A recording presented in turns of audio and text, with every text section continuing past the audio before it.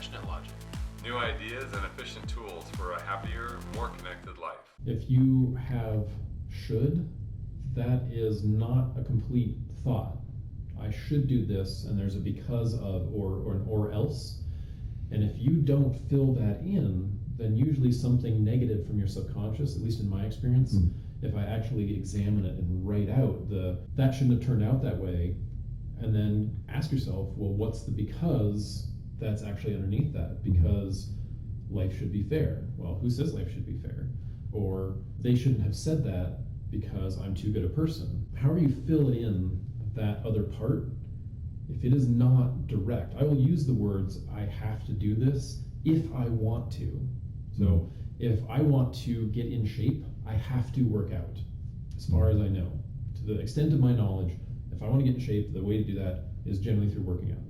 So that is a complete statement. But if you say, I have to work out, and don't fill in the rest, then your brain and whatever negative beliefs you have built in and stored up and that are tied down at the root of you, tangled like knots around whatever it is that you is, they'll be like, I have to work out because if I don't, I'm going to be alone, or no one will love me, or I'll just prove again that I'm a loser, I'm worthless. If you say never or always, for me, I have a really hard time listening to people trying to present an argument, and they say, those sort of people always. Well, if you use the words always or never, those are absolutes. If you find one exception, it's no longer true. And sometimes that can be helpful if someone's really aggressive in my face and said, you know what, you always, then that helps me take a step back and go, okay, they just said always. Is it true that I'm always that way? If I say no, then I can take a step back and their language bounces off of me a little bit, because I know that what they're saying is not rational at this point. It's usually emotional. And it's not, they're not saying what they're actually saying. They think they're saying that, but they're actually saying something else. And then I can go, okay, I want to listen more to what's going on for this person and not their words, because always or never, you never do this. Well, I did that one time, so that's actually not a valid statement. And so it can be used as a tool in that way too, in confrontation. But if you are making statements like that, especially if you're trying to persuade people, then you can very quickly disconnect the more reasonable members of your audience, because they'll just go, well, there's a case where that isn't true. It's not true that all policemen are, or all Mexicans are, or all people from Europe are, or all men, or all women, or all kids, or all old people, or all these judgments we put. If there's one exception, no longer valid. It's not true. It's like theory. It only takes one exception to make it not a theory anymore. Yeah. Our mind believes those words make our statement stronger. But how does it work for you when people use those words in that language? Is it making their statement stronger, or do you discount them right away? The definition of stress that I like, that seems to be the most accurate, came from a medical doctor who said, stress is the real or perceived threat against your physical body or your ego. A million years ago, stress was staying alive.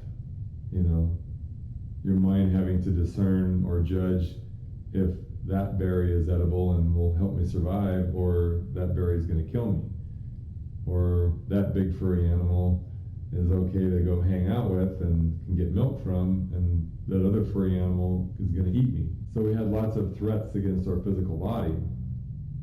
Nowadays, not so much. So why is stress so high? Another fact about stress and perception against your physical body is that your chances of dying a violent death in America are the lowest it's ever been for any human on the planet since the Middle Ages. So why are we stressed? Well, it's that thing called the ego. It has perceived threats all the time. Just the fact that we think 50,000 thoughts a day and most of them are not true, that could be 50,000 attacks on your ego in one day.